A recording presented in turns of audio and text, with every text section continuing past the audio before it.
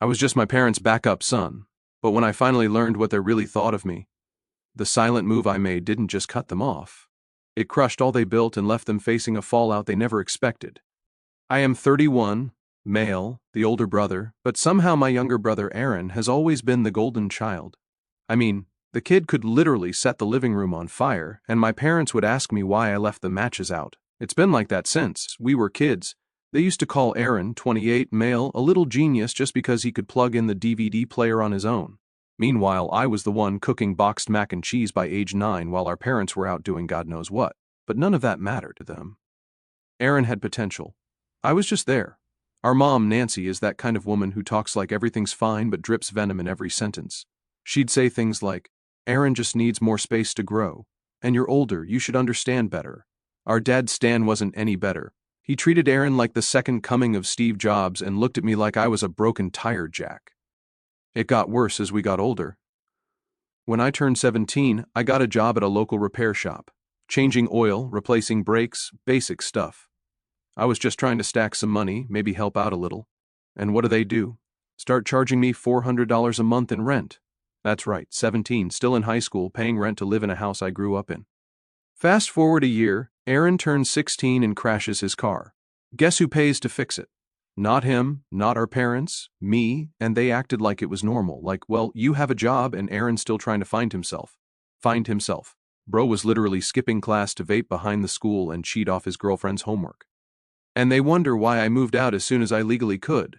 But here's the thing, no matter how bad it got, I still helped them. When Dad lost his job for the third time, which wasn't even a surprise at that point, I helped cover their electric bills. I sent money monthly when their mortgage started falling behind. I even bought Aaron a used laptop when he said he needed it for a remote internship that turned out to be some MLM crypto thing. I didn't do it because they deserved it. I did it for my mom mostly. I kept thinking she'd change, that if I helped enough they'd finally see I was worth something. But people like that don't change. They just see you as a faucet. And the second it stops dripping, they start screaming. My wife Sarah kept telling me it wasn't right. She's a third-grade teacher, sweetest person I know, tough when she needs to be, but always fair. Every time we'd visit my parents, my mom would hit her with one of those fake smile lines like, "So, are you still just teaching?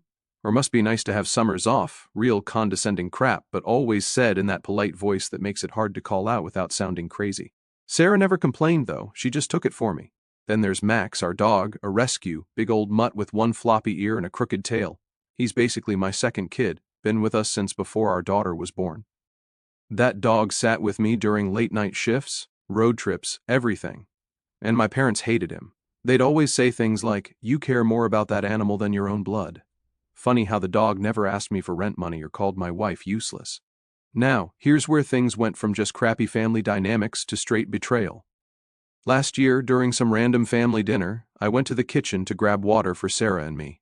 My daughter was in the living room with Max watching cartoons.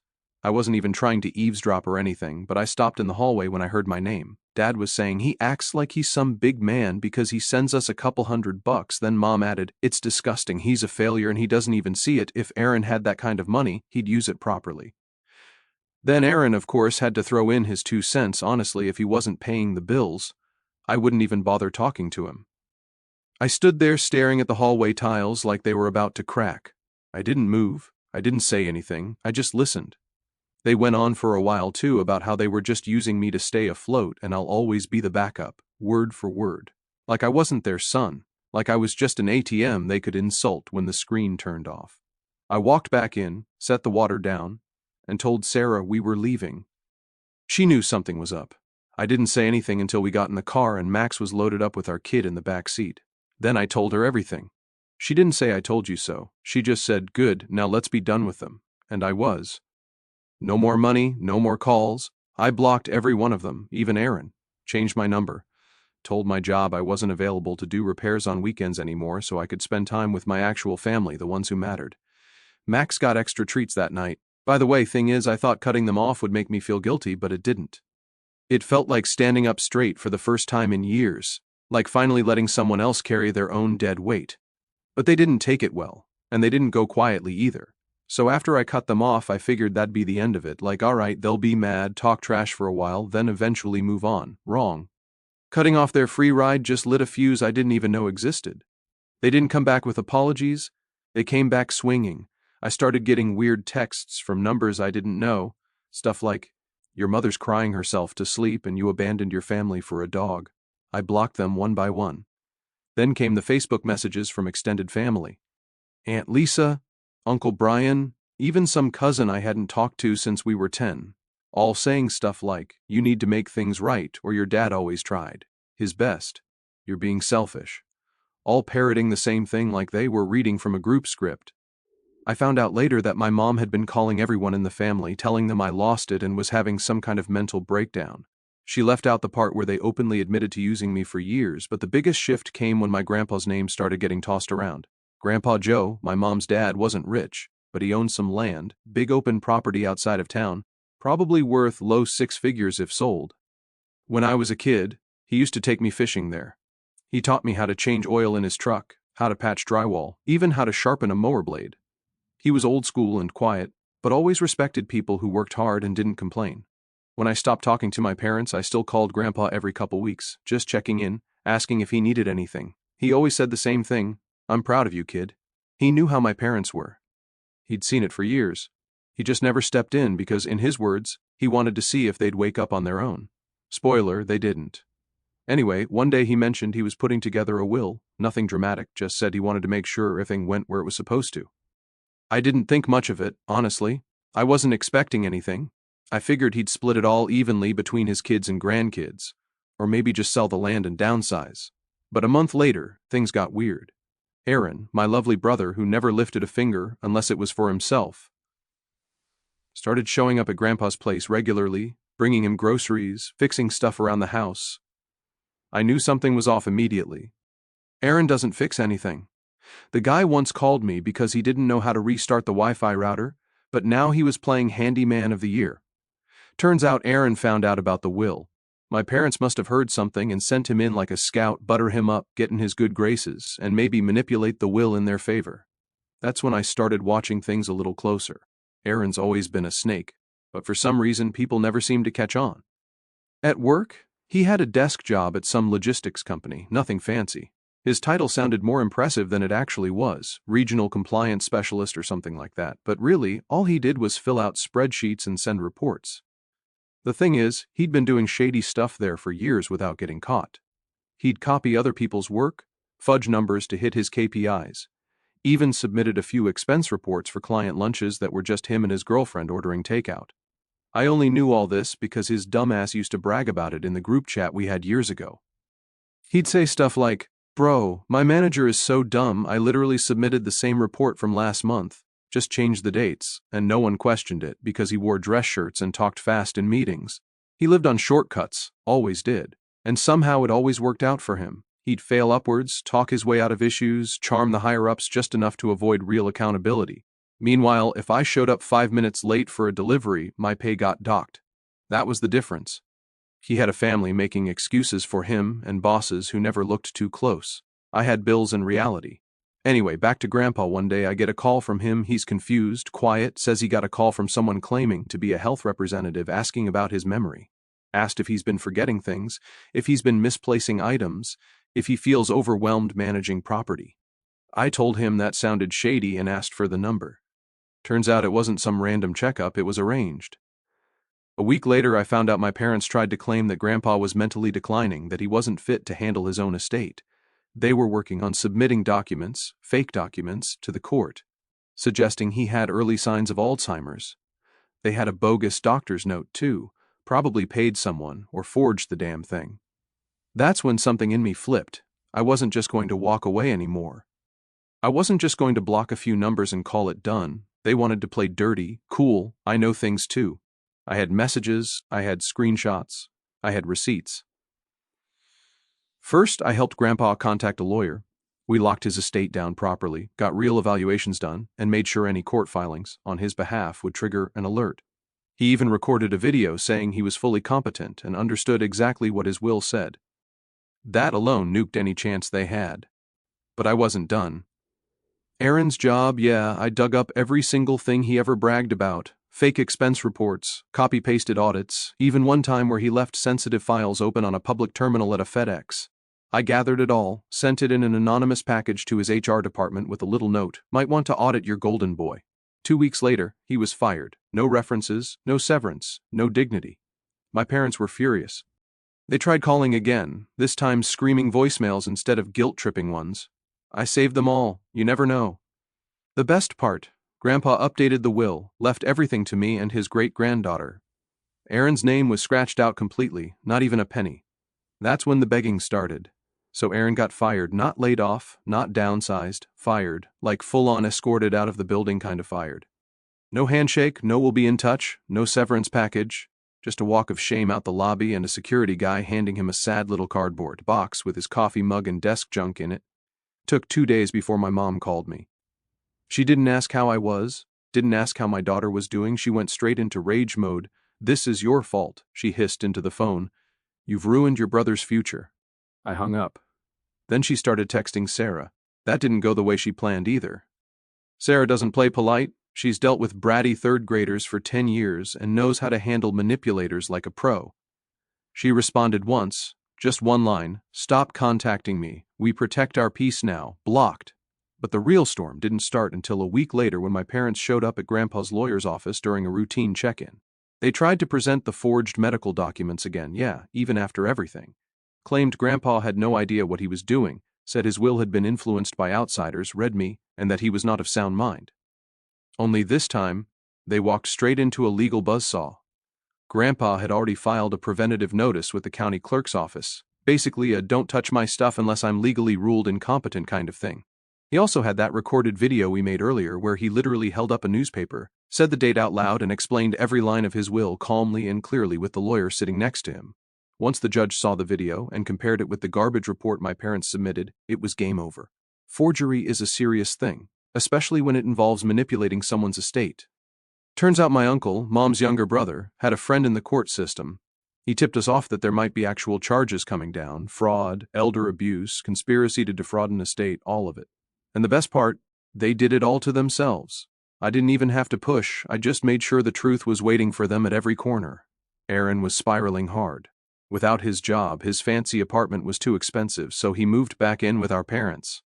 From what I heard, he spends most of his time gaming and rage tweeting about how family betrayed him. Classic victim mindset. Always someone else's fault. My parents, they were quietly drowning. The money I used to send, gone.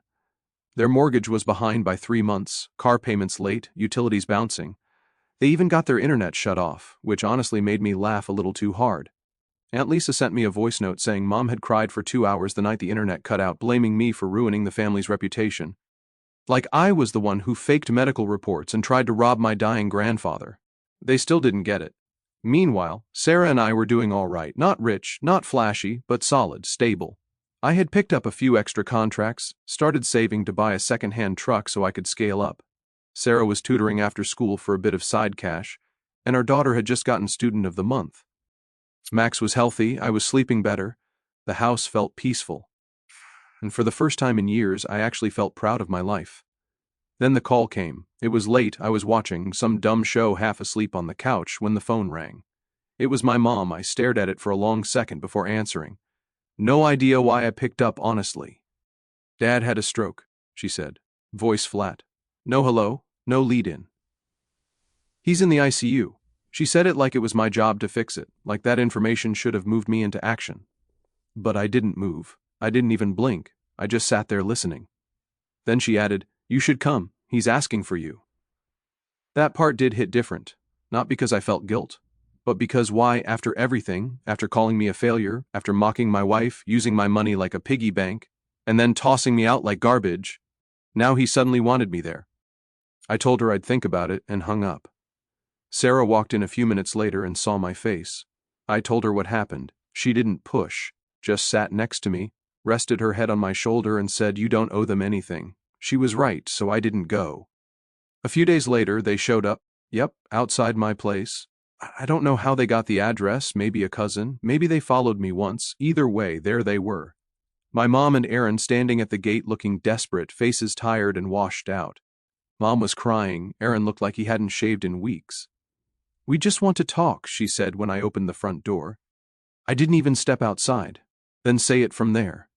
She tried pulling the guilt angle again. Said Dad was recovering but weak. Said he might not have much time. Said he kept mumbling my name. Then she asked if I'd consider helping out with some of the medical bills. I laughed, actually laughed out loud. You mean like the way you helped Grandpa? I asked. That shut her up. Aaron, though, still had the nerve. He stepped forward and said, You were really going to do this after everything we've done for you? I swear to God I almost lost it, but I didn't. I stayed calm, looked him dead in the eyes and said, You remember what you said that night at dinner? That you only tolerate me because I pay your bills? Good news, you don't have to tolerate me anymore. I closed the door in their faces. No yelling, no big dramatic speech, just silence. You'd think after everything, the fake documents, the begging, the screaming at my front door, they'd finally get the message, that they'd back off and just disappear. But people like my parents, they don't let go. They don't accept boundaries. They see your silence as disrespect, your peace as rebellion, and they take that personally, especially when they're broke and desperate. After that last confrontation outside my house, things went quiet for about a month. No calls, no texts, no mystery relatives showing up in my inbox trying to mediate. For a second, I let my guard down. Business was picking up. I'd managed to lease another used semi-truck, old, loud, but dependable, and landed a regular freight gig with a distributor that had me running between Chicago and Indiana twice a week. It wasn't glamorous, but it was steady money, enough to finally stash some savings away. Sarah and I started talking about maybe taking our daughter to see the ocean for the first time that summer. We even looked at little cabins in Tennessee, something simple, just the three of us and Max in the back seat. It felt like we were finally catching a break. Then one morning, I walk out to the lot behind my small office, just a gravel lot I rented behind a gas station, and my truck is trashed. And I don't mean keyed or tagged, I mean destroyed. Windshield smashed in, every mirror busted clean off, tires slashed, front bumper hanging like it got into a fight with a train. Spray paint all over the side, big red letters, Family Trader right there across the door like I was in some mob movie. I stood there for a minute just frozen, looking at it like my brain couldn't fully register what I was seeing. This truck wasn't just metal and wheels to me. It was how I fed my family, how I paid rent. It was freedom, and someone tried to take that away. No cameras, no witnesses, the lot was in a dead zone. I filed a police report. They said they'd look into it, which basically meant nothing would happen. I knew who did it. You know who did it. But unless I had proof, it was just words. The final nail? When I walked around to the passenger side, I found the glove box forced open. They didn't steal anything. They just left a note written in Sharpie on the back of a Walgreens receipt. It said, Still think you're better than us? Aaron's handwriting, I'd know it anywhere. Sloppy, barely legible, like he never grew out of middle school. I kept that note, didn't hand it to the cops, didn't even tell Sarah about it right away. I just took a deep breath and walked back inside. I was done being polite. I was done waiting for them to self-destruct. Now I was going to bury them legally and make sure they'd never come near me again. First, I got security cameras installed. House, office, truck lot, even dash cams, everything. Then I went back to the lawyer handling Grandpa's estate and filed a restraining order against my parents and Aaron. I added documentation, all the voicemails, texts, social media messages, and photos of the truck. No note. I kept that for me. The lawyer helped file a civil claim too. Property damage and loss of income, I didn't even care about the money. I just wanted it on paper, a paper trail. Something their next victim or future employer could find if they ever ran a background check. While that was processing, I worked off my backup truck. It was slower, older, didn't have a sleeper cab, so I had to rent cheap motels when routes went long, but I made it work. Max rode shotgun most days. Sarah packed me extra sandwiches. My daughter left me little drawings in the glove box. I kept moving. What pissed me off the most wasn't even the damage. It was the message, that note, that smug little question, Still think you're better than us? I never thought I was better. I thought I was free, and that's what they couldn't handle. My success wasn't flashy. I wasn't rich. I wasn't famous, but I didn't need them anymore. That's what drove them mad. That's why they lashed out. Because people like that need someone under them, someone they can look down on, control, humiliate when their own lives fall apart. I took that away from them. When the court date came, they didn't even show up. My lawyer said it was probably because they knew they couldn't afford the risk. Losing the case would have put a judgment on their record, made it even harder for them to get loans or credit or whatever half-baked plan they were cooking up next. But the judge approved the restraining order, 6 months renewable, and I did renew it twice.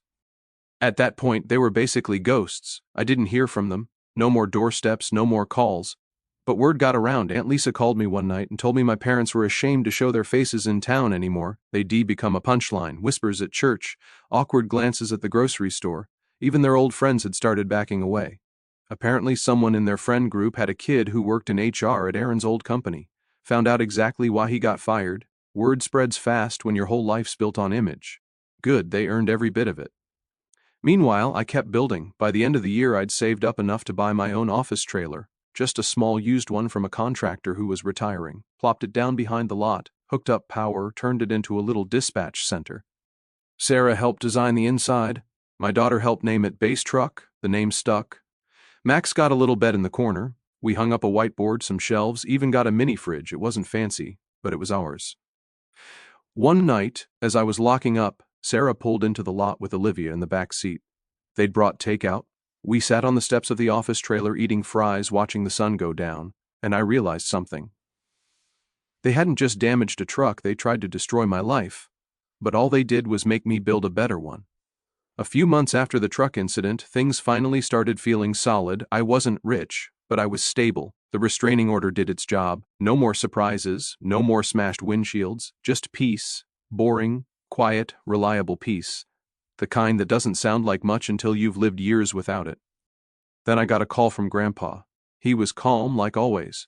Told me to stop by that weekend. Said he wanted to finalize everything with a lawyer and make it official. I already knew what he meant, but I didn't push. I'd learned with Grandpa, when he was ready to talk, he talked.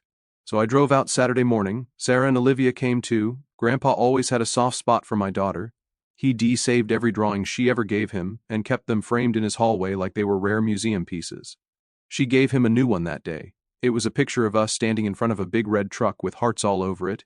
He stuck it on the fridge right next to the family photo from our wedding. Then we sat down with the lawyer. Grandpa pulled out a folder. It had everything in it: the deed transfer, the revised will, a letter to the court, even a notarized statement explaining why he made the changes. He wasn't messing around. He said, "I've seen what entitlement looks like. I'm not letting it ruin this land." He gave half the remaining property to Uncle Ray, his only brother still alive, and the other half to me. No loopholes, no unless he apologizes crap. No one else's name appeared anywhere in the documents. Then he handed me a second folder. Inside was a check, 6 figures. He said, "I sold the hunting cabin. Figured you'd put it to better use." I didn't even know what to say. That cabin had been in the family for decades. But he just looked at me and said, "That place held memories for people who stopped caring. It's time for it to hold value for someone who does." I didn't cry. I'm not a big crier, but something inside me cracked a little, the kind of crack that makes you feel seen, like someone finally acknowledged the years you spent holding everything together while being told you were nothing. That money didn't go toward some flashy car or big house. I used it to lease 2 more trucks and bring on 3 full-time drivers, all guys like me, overlooked, underpaid, treated like tools by their last company. I paid them fair, gave them weekends off, hell, even built a little break room in the corner of the new warehouse we rented. Nothing fancy, microwave, coffee pot, folding chairs. But it was ours. Business boomed. Word got around that we were reliable, fast, and honest. Soon we had contracts running up to Minnesota, down to Kentucky. It got to the point where I had to hire a dispatcher just to keep up with scheduling. And every time I pulled into the lot, saw the fleet, saw Base Truck lit up at night, I'd think, this is what I built without them. And apparently that's what drove them insane, because somehow they found out. I don't know if it was a cousin stalking my LinkedIn or someone in town running their mouth, but it didn't take long before the messages started again. "Must be nice with Grandpa's money. You're stealing what belongs to our family. Don't forget who raised you." Funny, I never forgot. I just stopped pretending they did a good job. The worst was when my mom tried to play the health card again, called me sobbing, talking about how Dad's recovery was going backwards, how he needed a new medication they couldn't afford, tried to guilt me into covering the cost. This time, though, she added something new. "We'll lose the house, Caleb. Aaron has nowhere else to go." That was supposed to make me care. I told her flat, "You raised a man who cheats, lies, and destroys things he didn't earn. That's not my problem anymore." She snapped. Went full rage mode, called me every name you can imagine, said I was cold, heartless, said Grandpa would be ashamed if he knew what I'd become. Too bad Grandpa was sitting next to me at the time. I'd answered the call on speaker in his living room. He leaned back, sipping his tea, and muttered, "She never did know when to shut up." I think that was the last time I spoke to her. 2 weeks later, I found out they tried one final move. They hired some sleazy lawyer to challenge the will, their claim, Grandpa had been coerced into making the changes, that I'd manipulated him, that he was too old to make legal decisions. They tried to dig up anything they could, old health records, blurry statements from distant relatives who hadn't seen him in years, even tried to drag Uncle Ray into it, who told them to go to hell. By the way, their biggest piece of evidence was a photo of me helping Grandpa up the stairs at the courthouse, doing what decent people do when someone is 84 with a bum knee. The judge dismissed the case in under 10 minutes. Grandpa's lawyer didn't even break a sweat. The court fined them for filing a frivolous suit and wasting time. I heard they had to take out a loan to cover it. Now they were truly sinking. The house, they ended up defaulting. It got auctioned off. I didn't buy it, not because I couldn't, but because I didn't want the headache. Let someone else gut it and start over. Aaron, I heard he bounced around a few jobs, none of them sticking. He's living with some girl now who has no idea who he really is. Last I heard, he was telling people I stole from Grandpa and framed him at work. Funny how that story keeps changing. As for my parents, they moved into a small apartment in the bad part of town. Word is they're scraping by on whatever retirement funds they didn't already burn through. They keep telling people I abandoned them, and they're not wrong. It should have ended with the court case, with the house gone, the will locked down, and me finally free of their mess. But people like my father don't go down with quiet dignity. He'd spent his whole life puffing his chest, mocking others, acting like the world owed him something just for existing. When it all crumbled, he needed a final performance. I got the call on a Tuesday. It was Aaron. First time I'd heard his voice in months. Dad had another stroke. He said, "No hello, just straight into it. It's worse this time. They don't know if he's going to make it." I didn't say anything. He kept going. "He's asking for you, man. He keeps saying your name over and over. Just come see him." I waited for the rest. There's always more with him. He doesn't have anyone left, just Mom and me, and she's not doing great either. Please, he just wants to see his son. I almost laughed. He didn't want to see his son. He wanted to see his last shot at a payout, but I didn't say that. I just said, "Let me think about it," and hung up. I told Sarah later that night while we were making dinner. Olivia was sitting at the table drawing some picture of Max with a superhero cape on. It should have been a peaceful moment. Sarah looked at me and said, "You're not really thinking about going, are you?" "I don't know," I said. "I guess I just want to hear him say it, admit what he did." She shook her head slowly. "He won't, and you know that." I did know, but some small stupid part of me thought maybe, just maybe, he'd surprise me for once. I drove to the hospital the next day, sat in the parking lot for 40 minutes, never went in. Instead, I walked across the street to a gas station, bought a bottle of water, and just stood outside watching people go about their lives. Nurses grabbing snacks, a teenager pumping gas, an old guy walking his dog. Normal people. People not tangled up in years of fake love and backhanded compliments and lies that smell like cheap cologne and kitchen table guilt trips. Then I went home. 2 days later they showed up again, no warning, no call, just like always. I opened the door and saw them, my mother, Erin, both standing there like they were auditioning for some pity documentary. Mom's face was drawn out like she hadn't slept. Erin looked like someone trying way too hard to look broken. "You didn't come," she said, voice flat, cold. "No," I said, "I didn't." "He was crying for you," she said, putting a hand on her chest like that was supposed to mean something to me. I didn't flinch. I cried too, just didn't see you at my door back then. She swallowed hard. I could tell she had more loaded up, some guilt trip, some Bible verse, maybe another round of "He's still your father." Erin cut in first. "Look, we know things got messed up, but we're still family." I actually smiled at that. "You know what day it is today?" I asked. They looked confused. My mom tilted her head slightly. Erin glanced at his phone like it was some trick question. "Today is my birthday," I said. "December 23rd, you lived with me for 18 years, paid my rent with my own job, covered your bills, and neither of you know when I was born." That shut them up real quick. I stepped out, closed the door behind me, and leaned on the railing. That was the last time I ever saw them. I'm 31 now, own a small fleet, a piece of land that's finally mine, a family that loves me without conditions, and a dog who still sleeps at the foot of our bed. Sometimes peace isn't loud. Sometimes it's just the absence of people who never saw you as anything more than a backup plan. And honestly, that's the best birthday gift I've ever gotten.